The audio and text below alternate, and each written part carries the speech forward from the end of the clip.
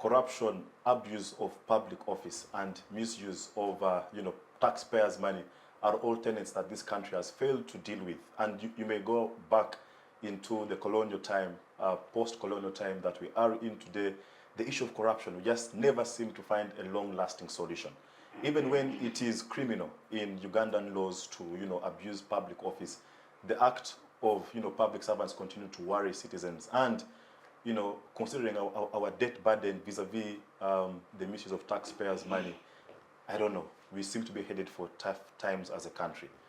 The president has proposed solutions over time, but I don't know if they are working. Your guess is as good as mine. Well, today we convene to really talk about this corruption issue. In the Easter message, the president called upon, applauded the religious leaders who came out to condemn actions of corruption. But is it enough to, just applaud them, or do we need to do more than just that? That and much more on this episode of the Youth Roundtable. Viewers, I'm joined by a panel of distinguished young people that I now introduce to you, and in just no particular order. The only lady on the show is the Deputy President or Vice President of the Uganda Young Democrats, which is the youth wing of the Democratic Party. Hellen Sayuni, it is a pleasure to have you. It's a pleasure. Thanks for hosting us, and welcome back from the Easter weekend. It's been long, and hope our viewers enjoyed it. Thanks for hosting us once again. Thank you very much. From Uganda's youngest but also largest opposition political party is the National Unity Platform, and a member of the youth wing, a youth leader therein, and also an activist, Lutalo. Nicholas, we are happy to have you. Oh, thank you. I send you greetings from our president, His Excellency Robert Kyagulanyi Ssentamu, and the leader of opposition, Right Honorable Joel Senyonyi. Our viewers there, we hope you enjoy the discussion. Thank you. Well, that's also our hope. The last but not least on the show is a gentleman and a member all the way from the East African Youth League. Those of you who might be well versed with Kiswahili, Ligi ya Vijana ya East Africa Community. The name is Timothy Kadaga. Timothy, we are happy to have you. Asante sana. Habari za mchana. My name is Timothy Kadaga, and I'm very, very happy to be here. Thank you. All right, without further ado, let's just begin with the conversation. Hellen, corruption. What comes into your mind when that word is mentioned?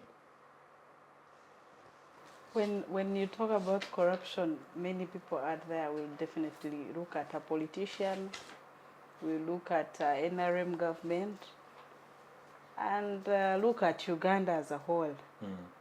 Recently, it's about to start defining what Uganda is. Rather than the other name of Pearl of Africa, we are likely to amend to Pearl of Corruption, because it seems instead of dealing with the issue, we are instead intensifying and adding salt in it. Looking into what has been happening for the past, we may not need to go further, but we can look at 2021 up to now, and remember the IGG saying that she wanted to deal with corruption, and then she came up with a suggestion of doing a lifestyle audit. And remember the president's response to her was that she should go slow, because those that are very corrupt, instead, she may scare them and they start investing the money outside, yet they should be invested here. That really seemed to have been a go-ahead to those that are swindling and misusing funds. Of course, corruption is not about swindling and misusing funds, but also when you look at the job sector, and you see how for example, during the parliamentary exhibitions, you look at how they've been recruiting workers at parliament.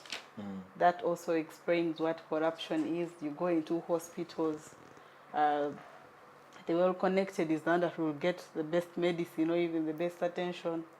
If you do not know anyone, you're likely not to be attended to in our hospitals, and districts that have the biggest fishermen and fisherwomen have good services.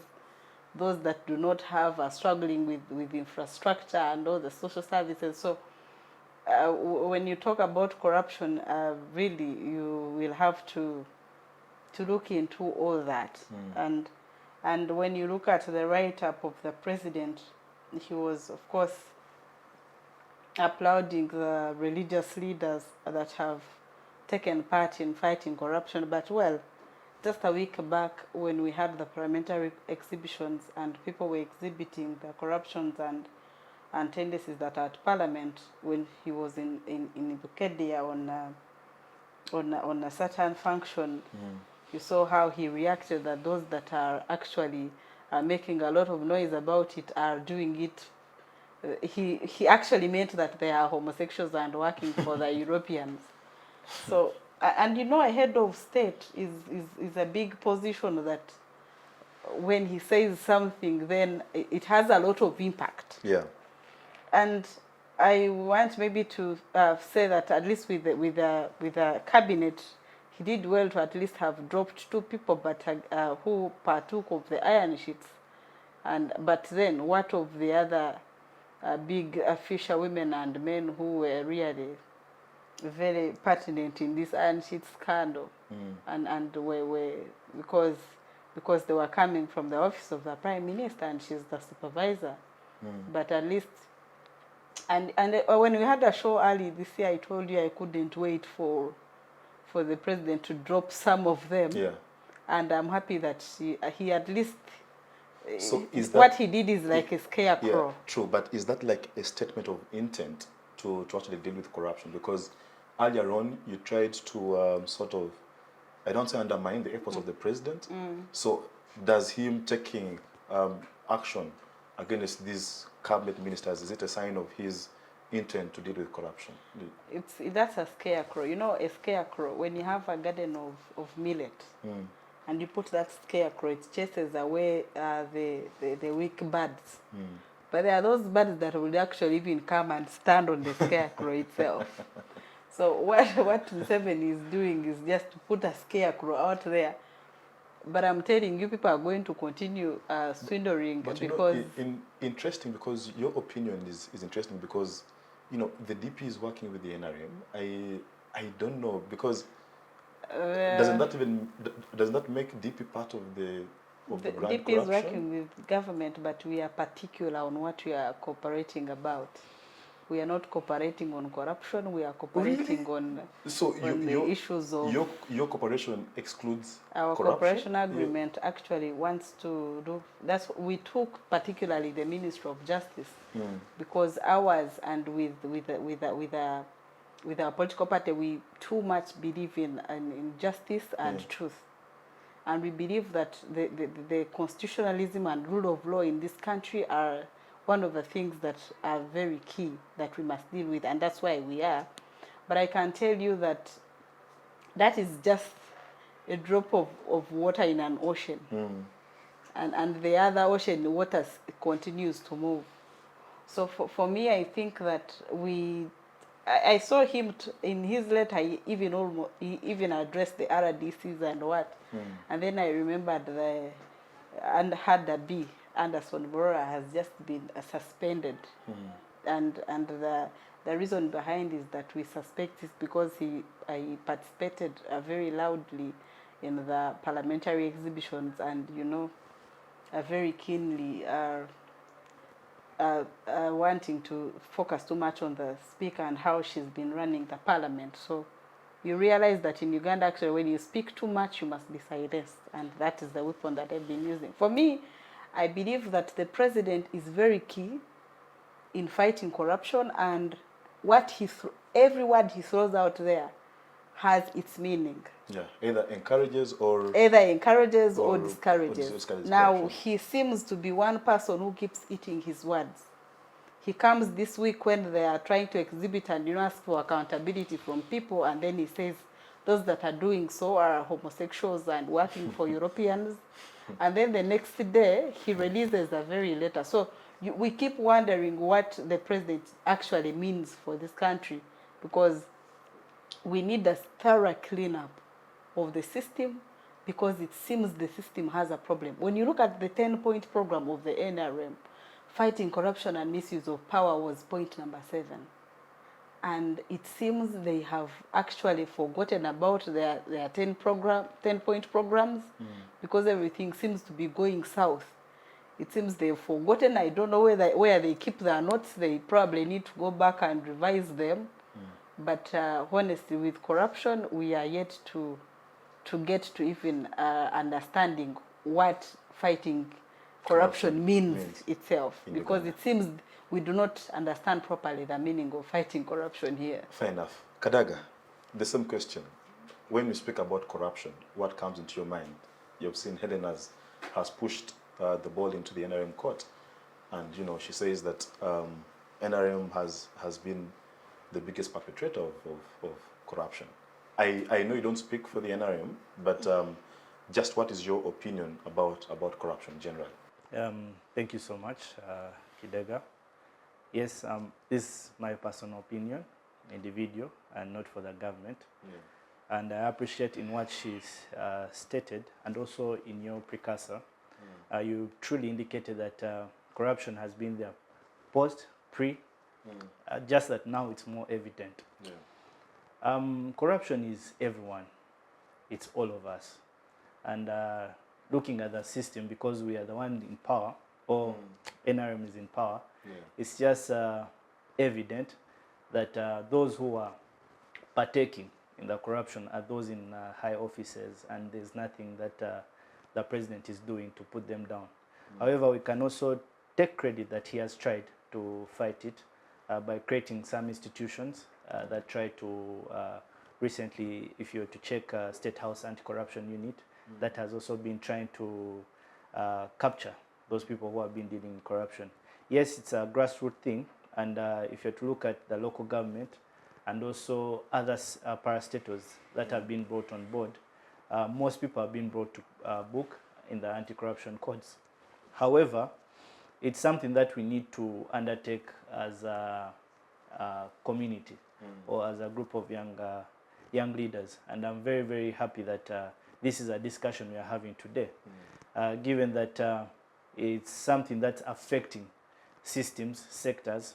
I'm not proud where we are, because I believe we would have been somewhere very far.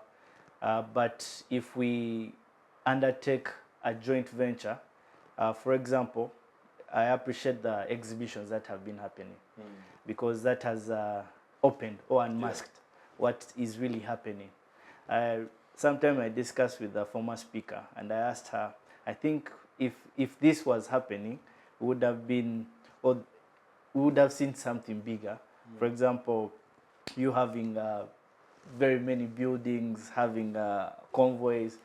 And truth is, what's happening today wasn't there yesterday. Just things have changed drastically. And given that the president can wake up one morning and shield a few, but sacrifice others, is not something that we are proud of. Something has to be taken in. And as a, yes, I'm in the NRM party. I really support the NRM party, given where we've come from.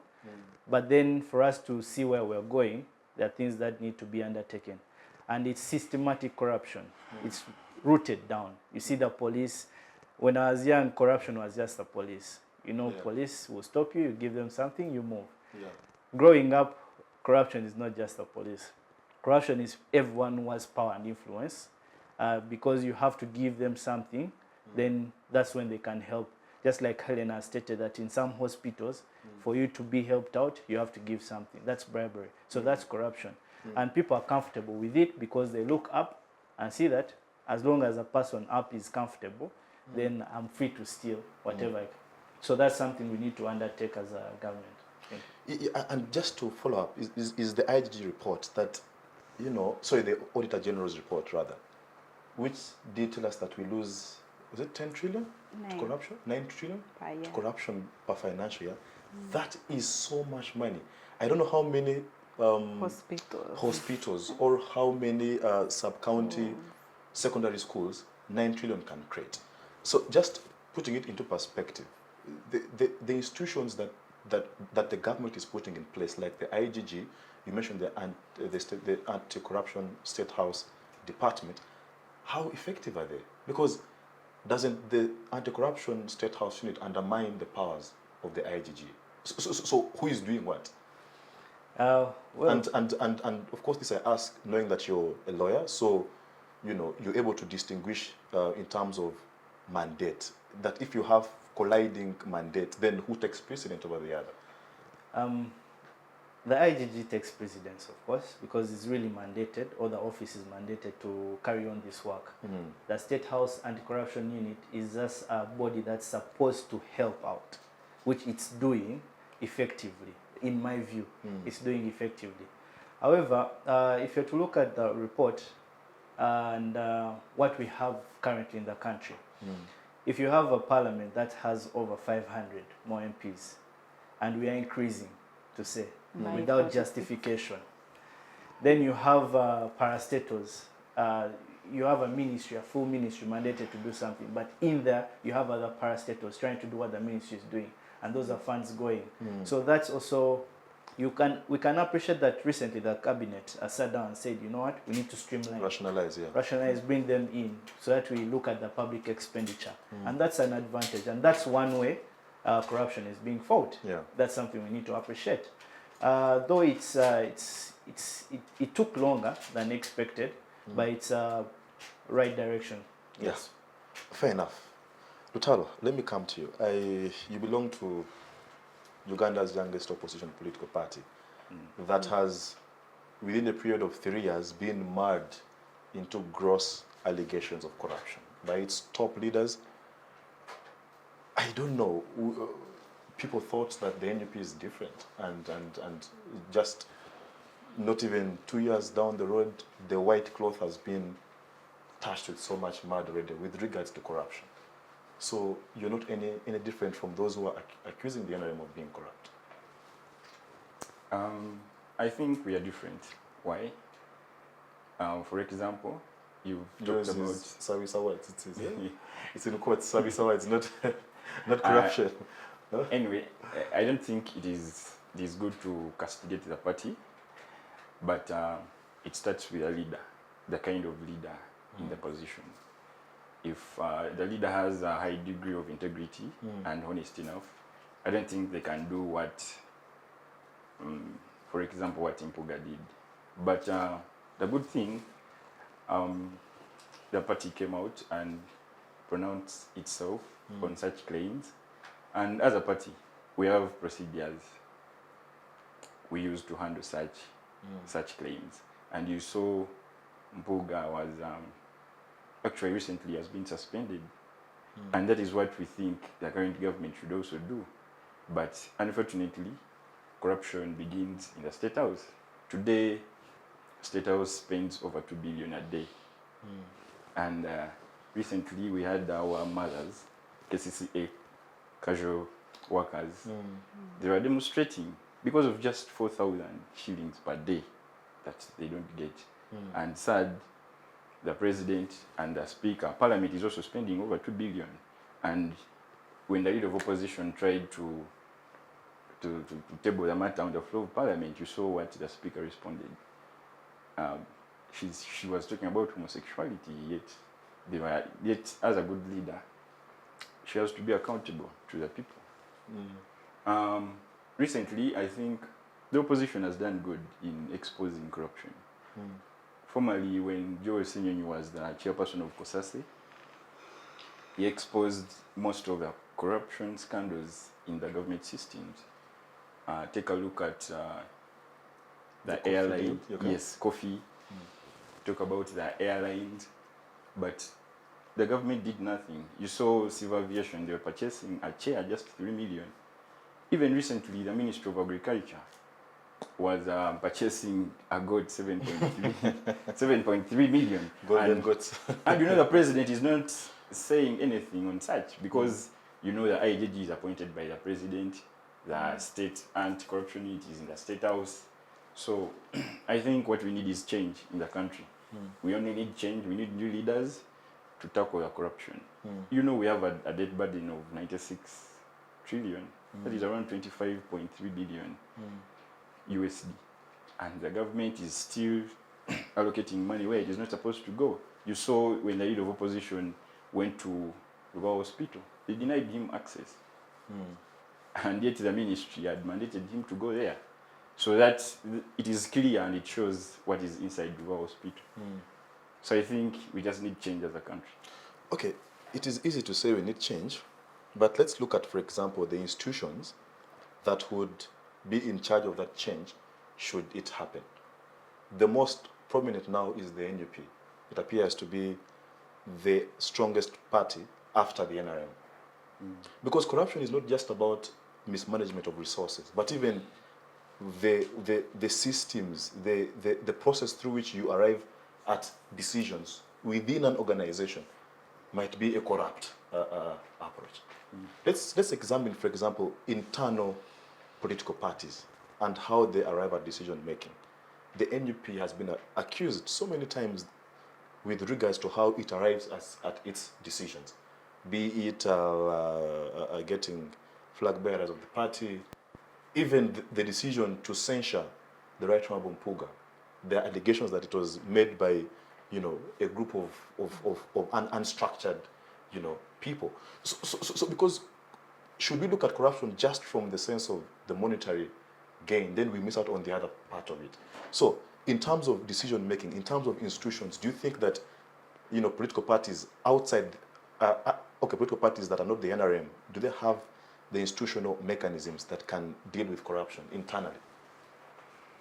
Well, I think you've talked about the Right Honorable Mpuga. Mpuga himself accepted everywhere on social media. He accepted that he took the 500 million. And I think he took the biggest share. 500 million, because I had commissioners got 400. So when you add two commissioners, 400, and 500, that is around 1.3. 1.3 billion. So 1.3. So for us as a party, like I told you, we have a way we settle such claims. And Mpuga accepted, and the party requested him to step down, and he refused. He went ahead and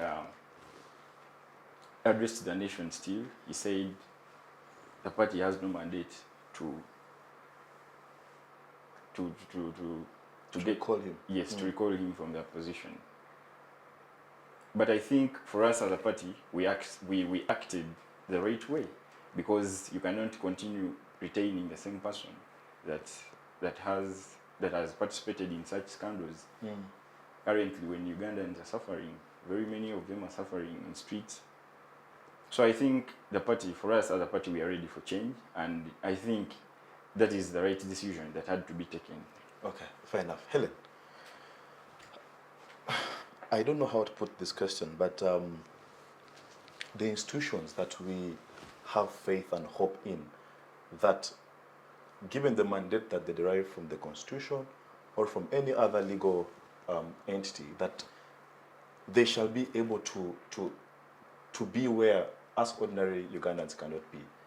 Institutions like the Parliament of Uganda that should oversee the executive and, cause a restraint on the executive should there be some excesses or misuse of public funds. Institutions like the IGG, like the, Uganda police, themselves have been at the forefront of corruption. So to who can we look up to now? To which institution do you think is there that we can say, okay, at least this one maybe, if empowered enough, they can try? Because I don't know, me personally, I look left, right, center, I just see the same people, the same tendencies, even within those institutions that should be fighting corruption.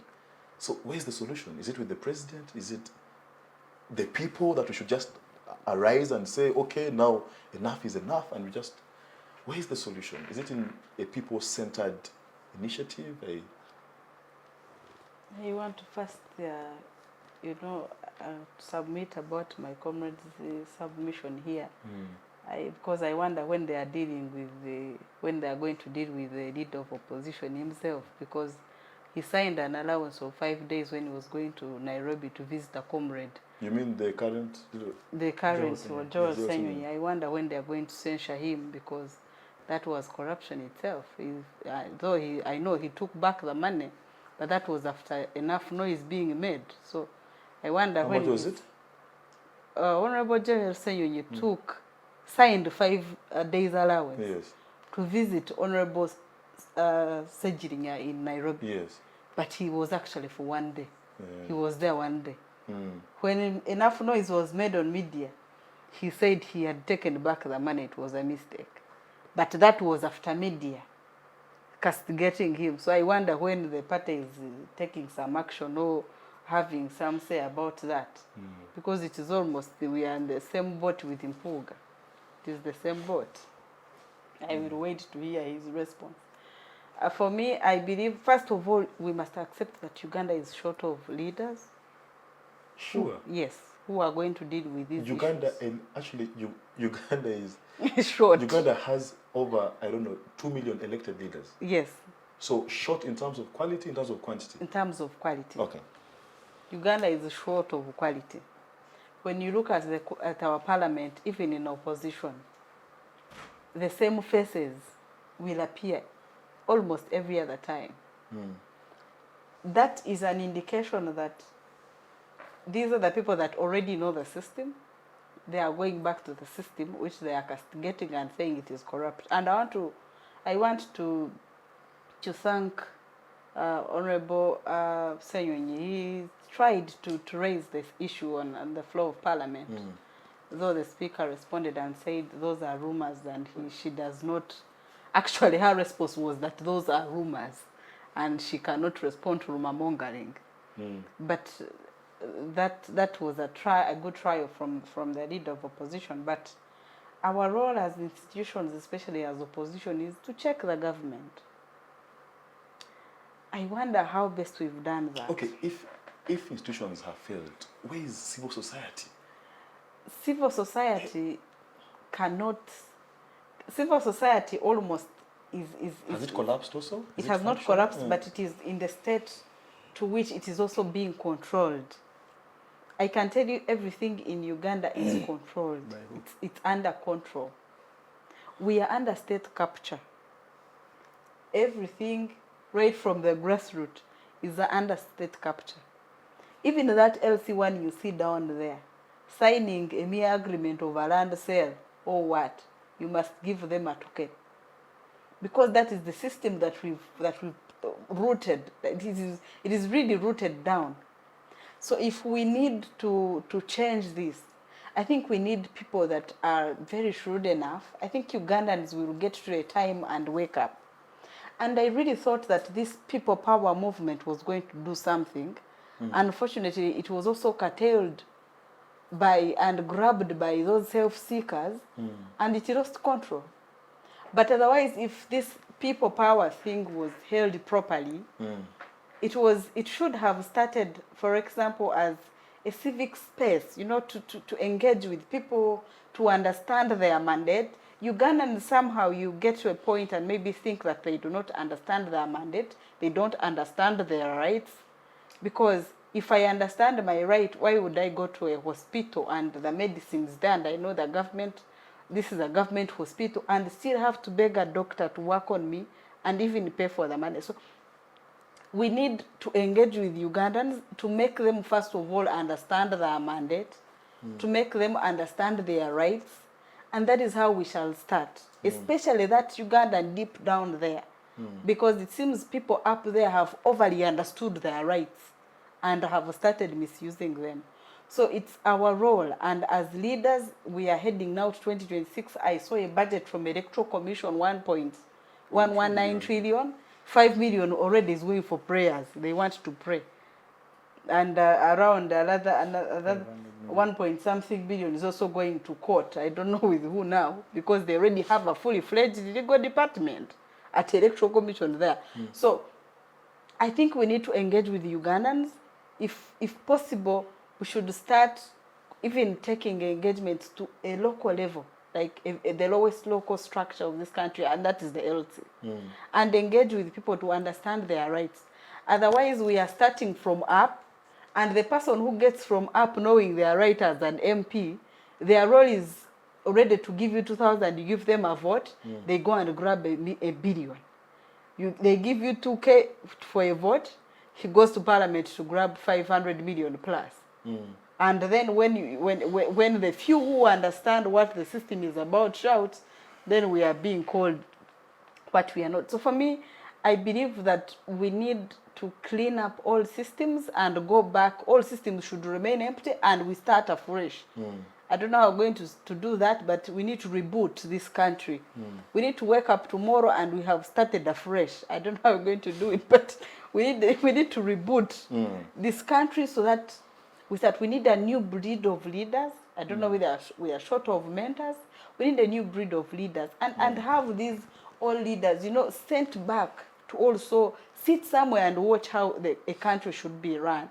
Because they've failed us, leaders have failed us. Even religious leaders in churches, you arrive early, the moment someone comes, you're going to be shifted to the back.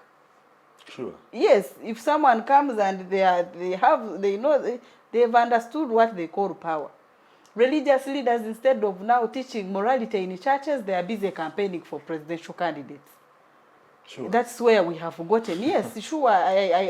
You know them. You know. They are no longer preaching the word of God. That's the level we have gotten at. Even when Museveni is busy, thanking some of them, but some of them have really gotten there. You go into churches and the campaigns that are going on in the churches. Actually, just to add some the context. MP that gives the best person is the one that will speak first. Just to add some context to that, there is a bishop who was ordained somewhere in, I think, Kigezi. So, during his ordination, the president gifted him with a car. But the car was not the one that he had seen other bishops being given. He refused it. He refused the car. He rejected it and said, no. I also want the other one that you give, so and you know what those agree with you gifts somehow. mean to us? Even those gifts institutions are patronage items. Because you cannot, it's very hard to go against someone that is sustaining you. Even you in your father's house, it is very hard to wake up and tell your father that you're wrong. Because what if he tells you now, move out of my house? Where will you run to? So the patronage that is in Uganda itself is a system that has been built that everyone now rotates around protecting someone and clinging on someone, knowing that I am there because of someone. You really heard of the speaker's speech, saying that I am here because of President Museveni, nobody else. So how are you going to do accountability on such a human being? How? When someone is telling you, I am here because of and you even remember what the IGG said, that people that are seriously swindling government resources and partaking of corruption, shielding under the arms of the president. You know, the Gambanogu issue. Everyone that is doing something wrong knows someone who is going to call and they say, first hold on. Yeah. So it's really a tricky situation. It's really, problematic. Okay. Kidega, I want to transfer a modified question to you, still with regards to institutions, because I think if we had independent, credible institutions, they would be able to check the excesses of either the executive or of parliament. Even the judiciary, that we would hope that it attracts the okay, I don't want to say the cream, but you would believe that by the time someone is a judge at the maybe high court level, they have a great appreciation of what society needs. But even the courts themselves today are mired in issues of corruption. So I don't know, how can we achieve independence of institutions? Because I think if institutions are independent, then they're able to act independently and say, no. On this, the president was wrong, and here is our decision on this. So independence of institutions, because I think if we achieved independence, I think it's a step towards addressing corruption. So I don't know, independence of all these institutions, IGG, judiciary, parliament, how can we realize at least a good semblance of it? Well, it's going to take some time. However, I want to take you back to 2020, before 2021 general elections, where we started to realize a parliament that was independent, a parliament that could stand up and say, no, this is wrong, this is what we want, and this is not what we want. And I think it became a challenge for our head of state it became a headache. And that's when we've seen the current changes that, you know, if you do not align with the president, then you have to get the arm or the sword cutting you. However, one thing I need to appreciate with the current exhibition again is that it has unmasked. It has brought all of us on board. Social media, and it's a tool that young people are using now to speak out, to show their frustration. And just like my brother Nicholas won't deny that indeed their leader of opposition got the money, but however, he took back the money. You get? So the question is, if that hadn't come to light, then definitely we wouldn't have known. So it's a scenario. Now that brings some truth to what was being exposed about Parliament. So if this was true from the same sources, then definitely what Parliament has been getting is true. Now, when you check on some institutions, for example, if you remember the statement that the PS made of having to cut the budget of Parliament to 50%, it raised dust. Someone saying, no, we are the ones who are supposed to do what? That's when I realized we actually have members of Parliament who can speak. So it became, I was so happy that something like that came up. Because now that's when, you know, whoever was saying they are fighting against corruption or against who, in that they have to unite because they're seeing something is being cut off. It's the same thing I keep asking my colleagues, that if you have 200 million given out to MPs every after 5 years for new cars, you get the MPs who are coming back over and over again, and they still get 200 million. You get? Then you see the trips they are fighting for. If you do not please the boss, then you won't get a trip. So it's something that is going to take all of us. It won't drastically mean changing the government. That's not, because if you're to look at our own systems, just like the new party, it also has its own internal problems. So is it fair to say that corruption has become structural? Yes, it is systematic. Systematic? Yes. That whatever institution it is, they are corrupt? It is systematic. The beauty is if we unravel or uncover the dirt, then that's when they will know that everyone is watching you, everyone is seeing. Just as I'll still say, I'll appreciate the exhibition because it brought everything to light. No one can hide, say, no, we didn't take this. There's no accountability. No one has come up to say this is wrong, this is not right. No, you see, that exhibition has so far only gone until Parliament. How about institutions like the judiciary that the exhibition has not reached? How about how about other places that it You see, sensitization, as Hellen has said, we need to go down to the grassroots, tell people their rights. For example, if you're to pay filing fees in court, literally before you even pay, you know the amount of money you're going to pay. You're going to pay 1,500 Uganda shillings. You're like, okay. But then you reach, a court clerk is asking for something to ensure that your file moves faster. You get? Now, if I know, and if genuinely I knew that that's wrong, and then I don't pay them, I will wait for the grace period to pass. It's just patience. But sometimes it comes back to us that we are not patient. I will willingly pay that amount of money because I want something to go faster. You get? So it also comes back to us. It's not just a system. Or it goes back to the quality of services that are there. Because if the services were indeed quick, I would not even need to be patient, because I would know that, as soon as I file my case, there's an efficient judicial system and my file will move. I think you can appreciate. So I think it is two-way. Judiciary is trying to fight something like that. That's why they brought in ECMIS. Because you do everything online. No one is going to ask. Then everything happens. The challenge is it has not gotten to every court system. For example, in Kamuli, it's not really there in my village. But if we have a system like that, and it's the same thing that can happen in all these organizations or parastatals. Let's make everything digital. In that you're going to see, this is the amount I'm paying. You do not have to interface with someone. I think that's the best way we can do and fight something like this. I think tech and that field of ICT is a good one to look at. We are due for a short commercial break. Nicholas, let me begin with you after this break. And to the viewers, just stay locked in and see you after this. Digital rights are those human rights and legal rights that allow individuals to access, use, create and publish digital media, or to access and use computers, other electronic devices and telecommunication networks. Digital rights include a right to freedom of expression, information and communication through technology, a right to privacy and data protection, a right to credit for personal works, a right to universal and equal digital access, a right to identity, a right to anonymity, a right to be forgotten, and a right for protection of minors, among others.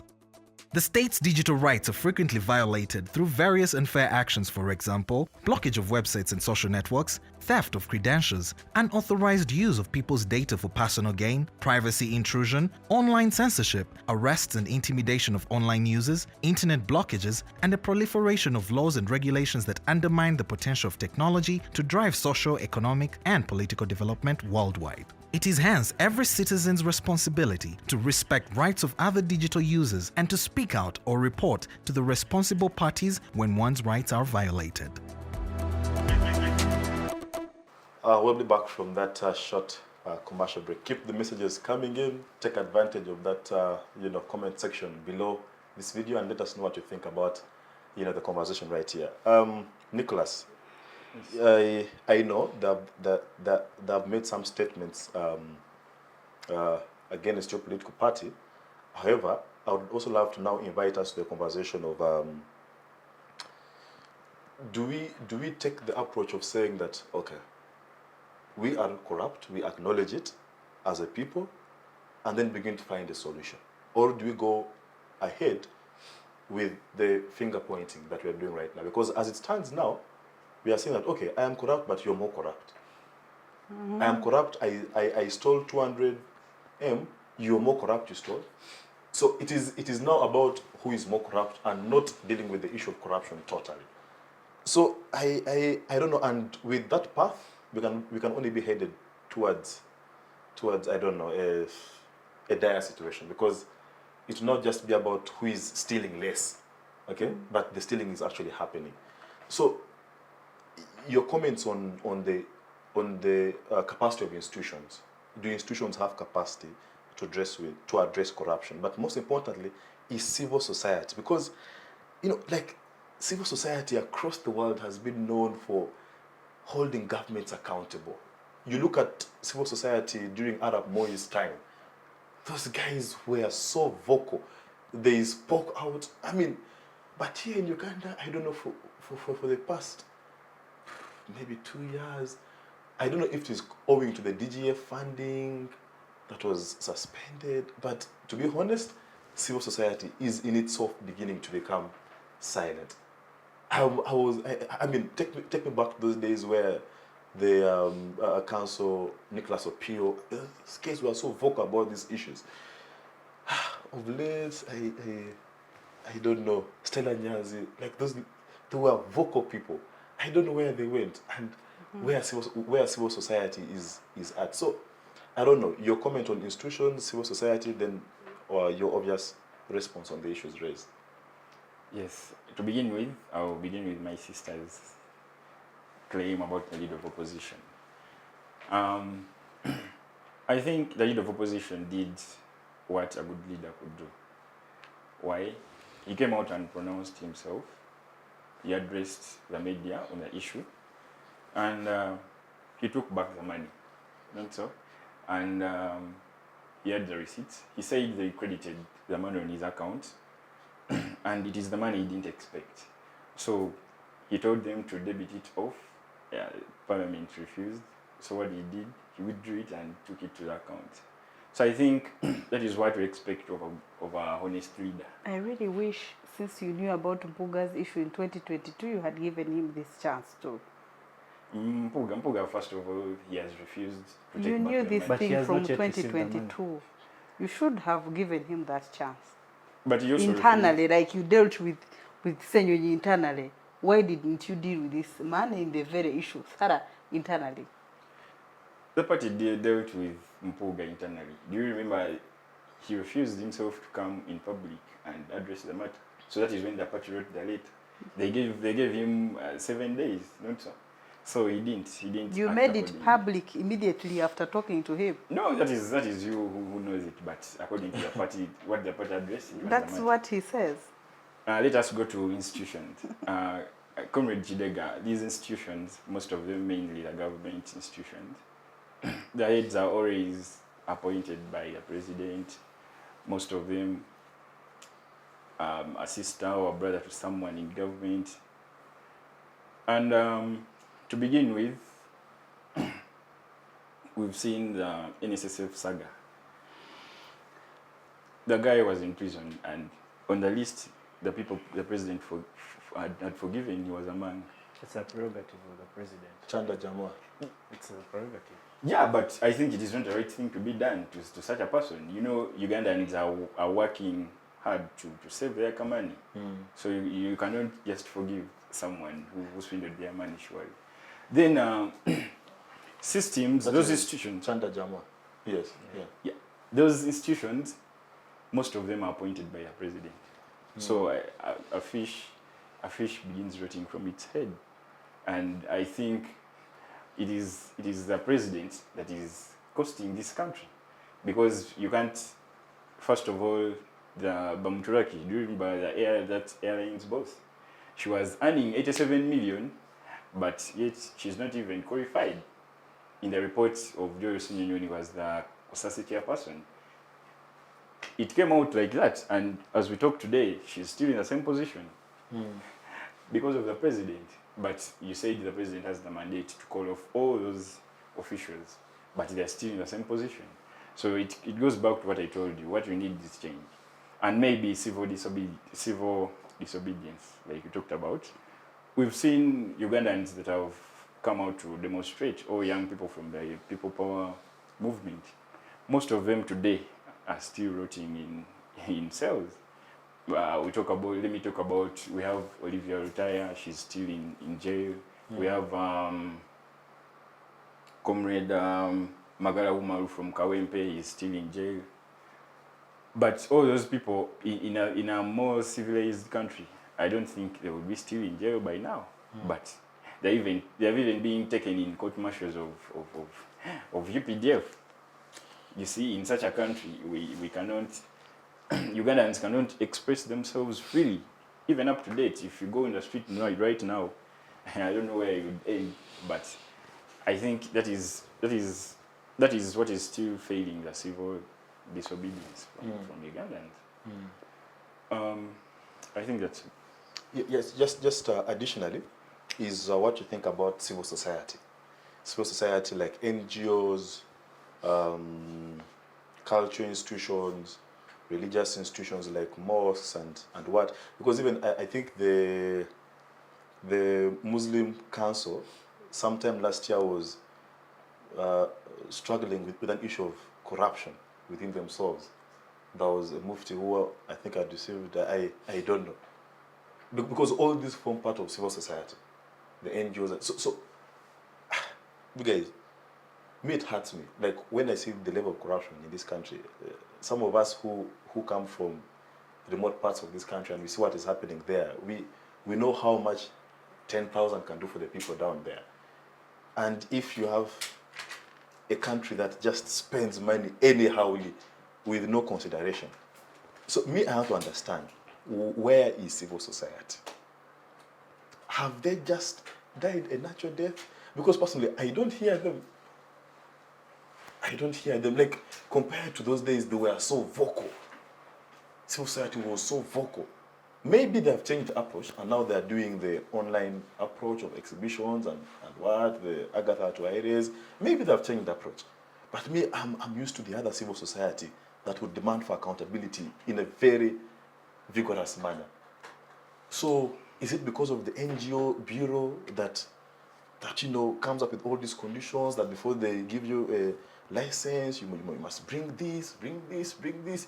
So is there a structural, systematic means that is failing the NGOs? That even they'll be like, my license won't be renewed if like, are they also in that state of fear? With how the NGO bureau now is in place and they can suspend your license, issues of funding with DGF,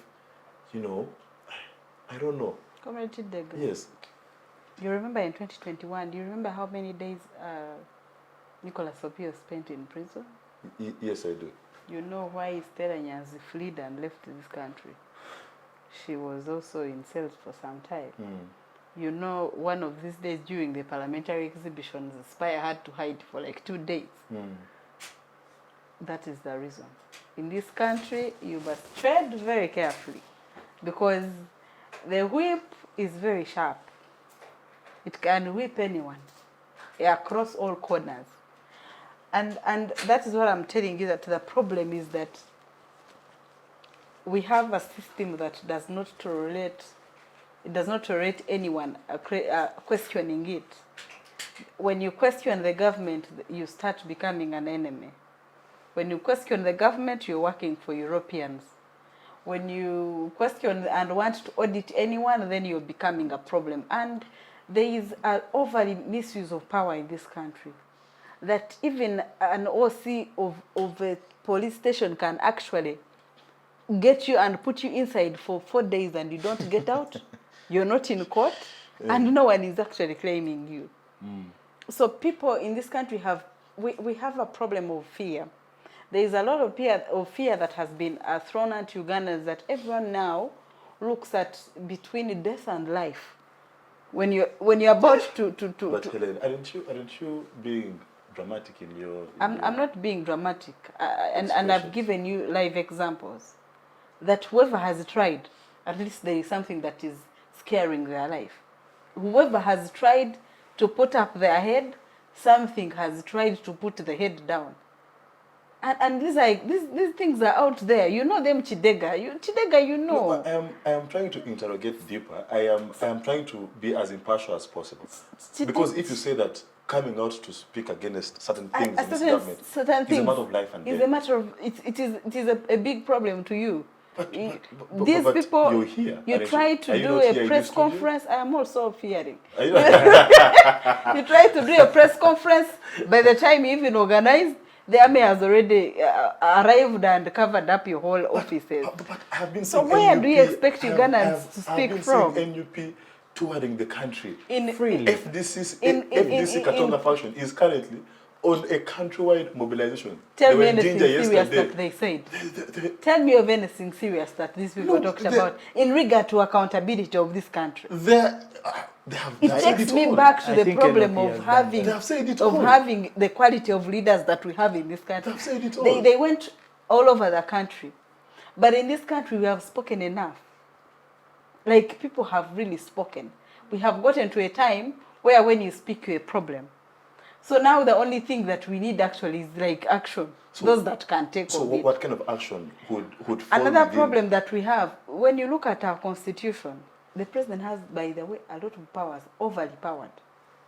He appoints the IGG, the anti-corruption he appoints, the IGP he appoints, Electoral Commission he appoints. To be an attorney general, you know the processes that you go through. He appoints the chief judge, justice. How do you hold someone accountable when you're actually on the mercy of that person? That job that you're doing, the person gave you that job. How do you audit that person? Let me just tap into Kadaga's legal mind. Kadaga, is there a constitutional or legal, I don't want to say crisis, but is there a lacuna? Is there too much power concentration that is given to the office of the president by law, and that makes the office extremely powerful and cannot be checked at all? I'll give an example of a family setting. A father is the head of a family. Yes. And given he must know who enters and who gets out of the house. Definitely it's the same as this country. Even if there's change of guard, even if it's not Museveni and it's Honorable Chagulanyi in power, I think this is a safeguard for one to run a system or a country safely and of course moderately. And I believe giving the president all those powers is not what's bringing up the corruption. So giving you the powers would not be bad per se. It's not bad. If the leader were benevolent, that they have the aspirations of the country at heart, they would not misuse this power. They would appoint people for the right reasons. You see, right? all the people who have been appointed are qualified. if you talk about the Chief Justice. Yeah, It's very qualified. They are. So, Yeah. so what's your case then? My If case they are- is that it's very hard to audit or even raise an arm, or raise a voice on some of the issues that are with the appointing authority. But the people because are that very qualified. person They are has qualified the power to recall. They are qualified and they have the ability. They have the work ethics. We have been here You know. before discussing patronage. And we all agreed that the system is patronized. And where patronage is, people can hardly express themselves. That is the state that we are at. Because people are working at the mercy of the appointee. So if you try to speak too much, you'll be thrown out. Anderson Burora, who, you know what has happened to him over speaking too much. They have put him down. He's no longer an RCC here. So you have to tread very carefully. And that is the level that civil society is at. That you have to tread carefully. And now with the closure of DGF, most of them do not even have funding.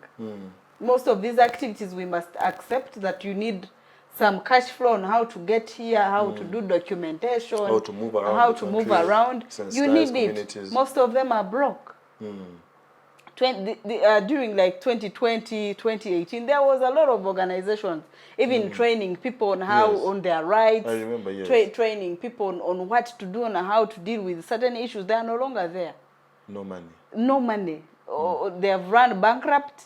Those that have run social media, the better, because it is the only option that is remaining. But above all, I believe that we need change indeed, as he said. We need change so that we change the whole government and the systems, because the problem is that the system is rotten. Okay. Yes. You I'll see- just allow you to make your point. Continue. You see, before we go to change, and we have to look at the biggest political party, or the biggest opposition political party. I think it's not hidden that if you speak against a principle, you will get a backlash. They say principle. Yeah. Tassoria. Principle, that's right. So Yeah, you see, Bobby if we are yearning for change from, you're seeing the other person is dirty, but you're so dirty. You're not cleaning yourself. So what makes you so sure that you'll be clean when you cross over? You see, I think that's something we need to look at. And to be honest, the corrupt are known. They're not hiding. They're known. You know, if I get here in this hospital, this doctor is corrupt. What are you going to do about it? We have mechanisms or processes where you have to report. Whistleblowers have been coming up, and that's how most people have been gotten, right? So I think there's a mechanism. It may not be that strong, but it's something we are seeing. And if we are to look at civic space being silent, I think they are not silent. We are using, or they are using other avenues to be more loud.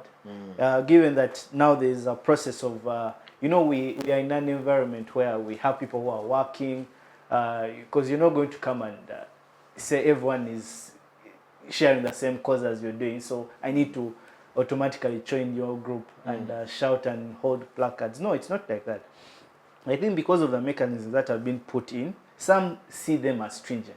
It's just to protect also those who are not part. Because if you're not seen joining a certain group, they'll label you as supporting the other. If you're not with my brother Nicholas, automatically you're with Mr. Museveni. So that mentality that has grappled even the young people, in that we hate each other for just the color you're putting on. Now that alone is misfiring. It's causing us not to focus on the key things you get that need to ensure that we grow as a country. The institutions, as we all agree, people who are appointed are competent people. Very competent people. Yes, the president has the mandate and the power, but the person in question is not the president. We are looking at hospitals, you're talking about parliament, you're talking about MPs, you know the people. How do we now pull out these people to pay back to this country? Again, now that's something we need to do as young people or as a group, and say, you know what, so and so Timothy is corrupt, he has stolen this amount of money, it's high time he takes it back. You credit, put it out there. I'll put in the budget, as people put in their budgets, a cow of 1.5 million, yet a cow, or a cow of 500 million, yet it's about 1 million you get. Those are things, if we bring them out to light, then you're limiting the spaces or avenues for people to steal. Yeah. You get. Because So you're exposing. You remember Dr. Musenero's rats? How much was the rat? No, you see, that's the beauty an is. addition to the goat. You see, the beauty is it came out to light, and because of that, she had to step back and be like, oh, this is a wrong avenue. You see, for us to achieve something, it's going to take.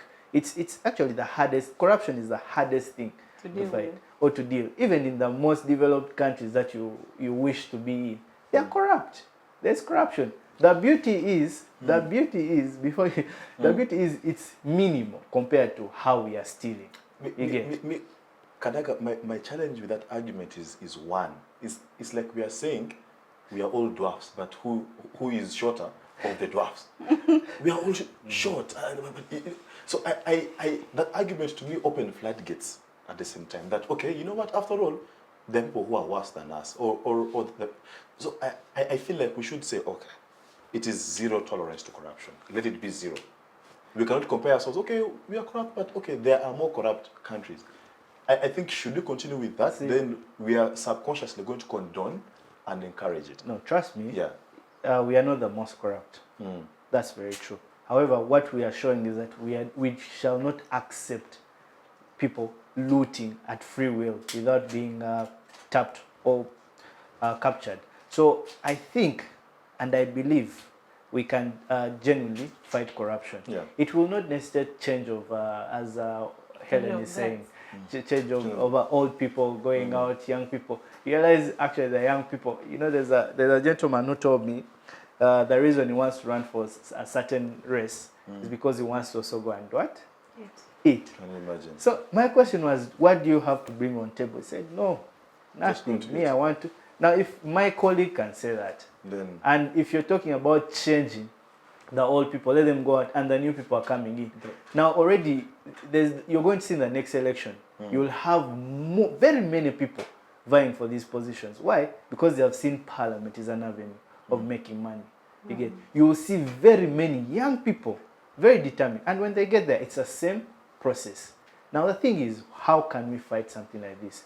As she has stated, let's go and sensitize. Okay, I think also politics in this country has been made so lucrative and so attractive. Politicians are paid way more than doctors, than lecturers, Than anyone. Than anyone else.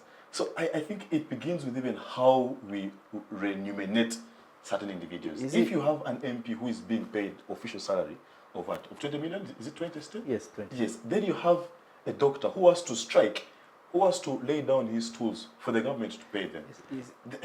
Then you're obviously going to attract businessmen into politics. And when that happens, we are headed for disaster. Do you know why I said the problem is with the law? You know that MPs determine their salaries. Yes. Why don't we have a salary commission somewhere to determine all the salaries of people? Why do I think that a doctor who is actually working 24/7 deserves 800,000, and an MP who actually sits like twice, 3 times? They even don't show up in they even. I know some MPs who have not been to that parliament, by the way. I know some who have not come there. They just swore in and they left. Some are in their businesses outside the country.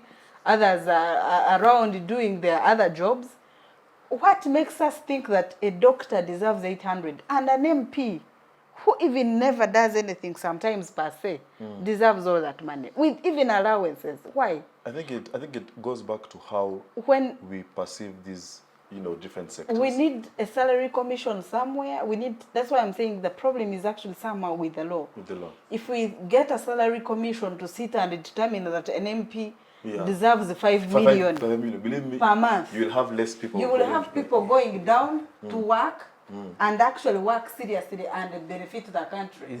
You will cease to see very many people wanting to run to politics because even doctors are laying tools down in hospitals, joining politics. That is true. Teachers are running from schools. I am actually a teacher by profession. Teachers are running away from schools. Which teacher is going to speak the whole day every week and earn 300,000 a week? It's not there because 300,000 is not even rent in Kampala.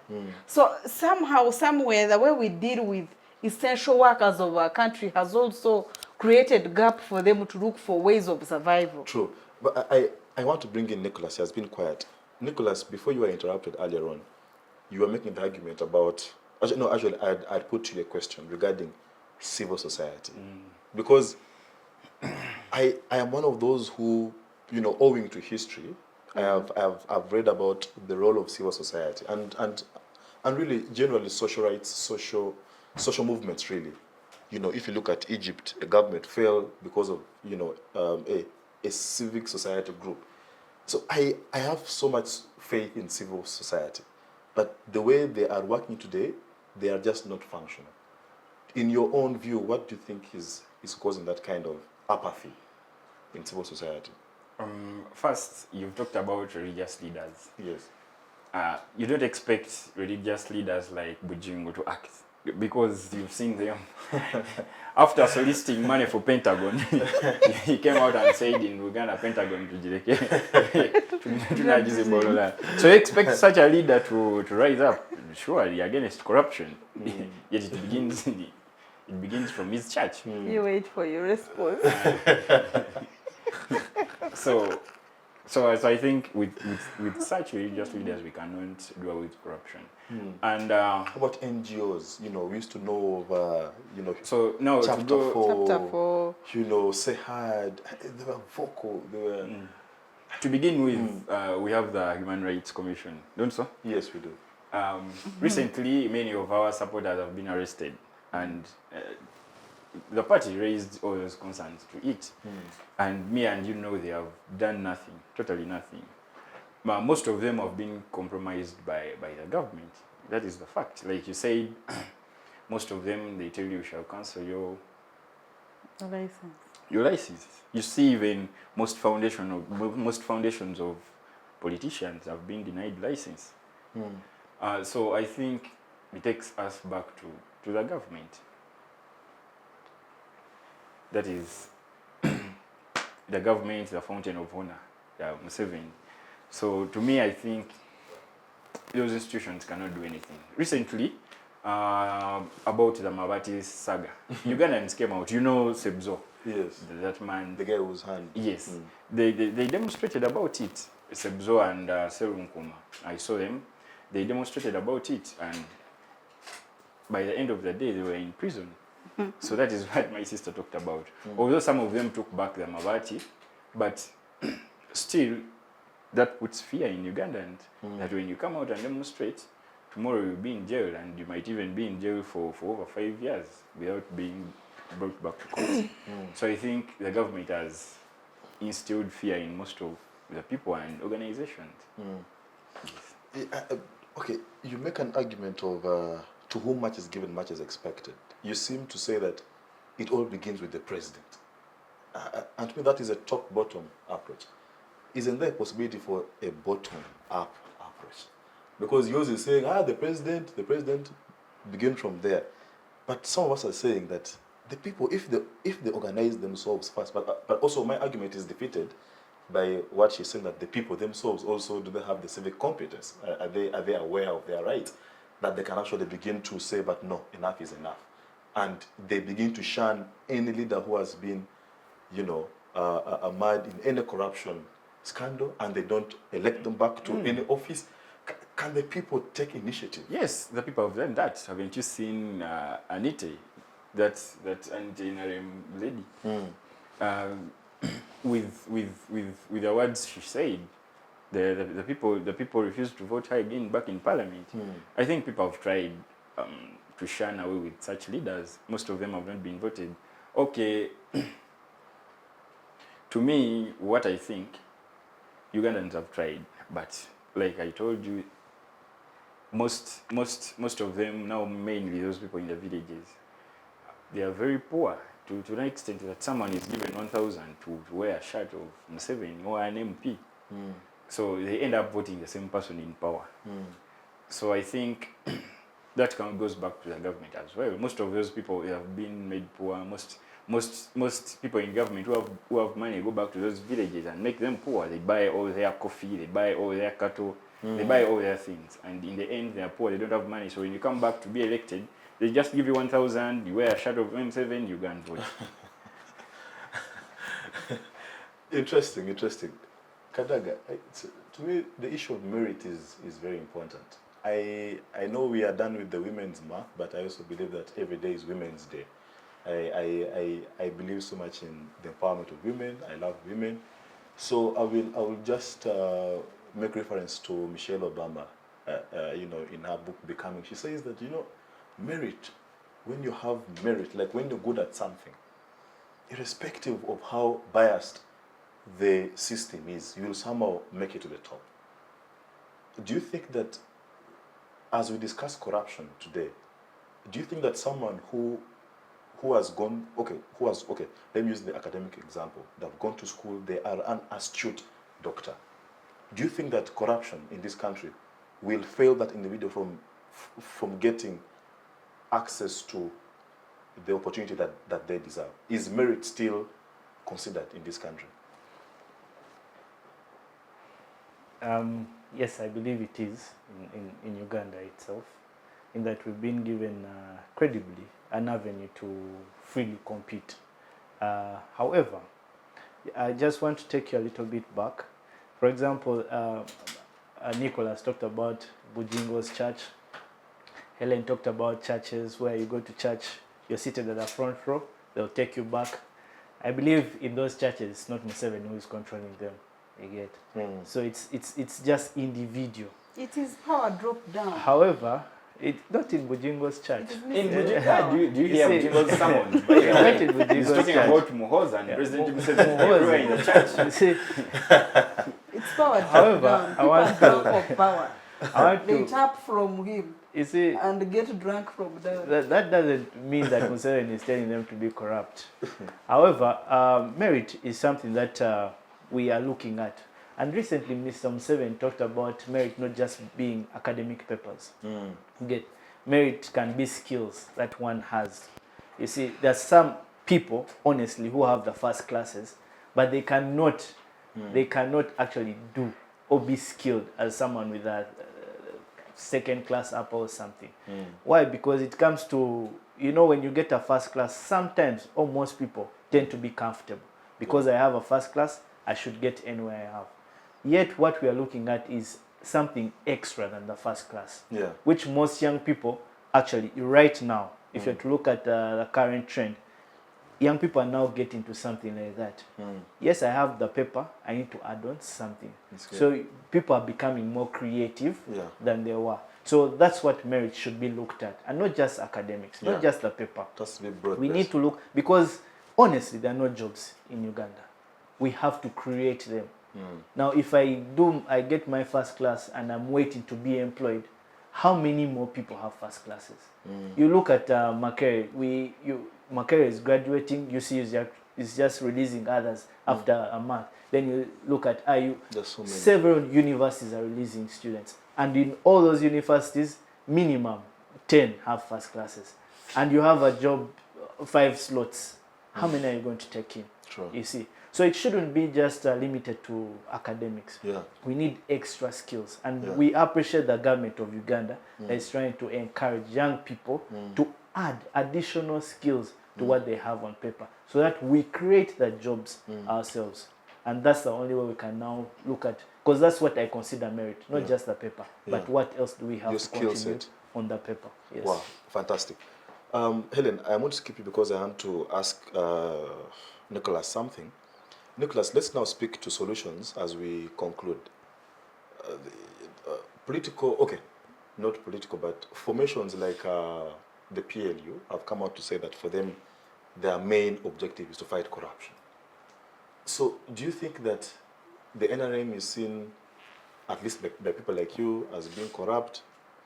The NUP also is being seen as it is corrupt. So maybe PLU is now the new group that is saying from the year to fight corruption. And I don't know. What do you think about PLU and their advocacy against corruption? I don't think PLU is here to fight corruption. PLU is here to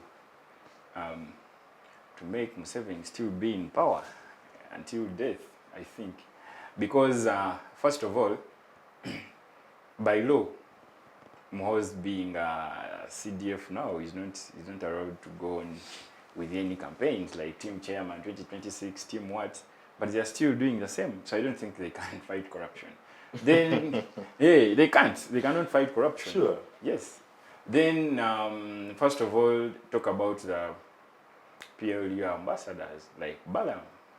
Today in government, I think you cannot be a stage manager or an event manager for the government when Balaam is still around. I don't think anyone can be given that job. Sure. Yes, that is the fact. So I don't think PLU is here to fight corruption. PLU is here just to make Museveni be in power until death, and maybe the child also takes over.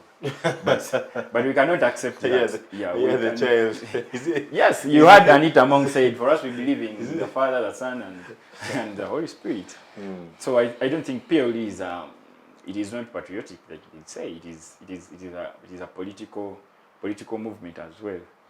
Yes, because when here their talks, they are talking about MK 2026, MK movement 2026. They are literally campaigning for the son of the president.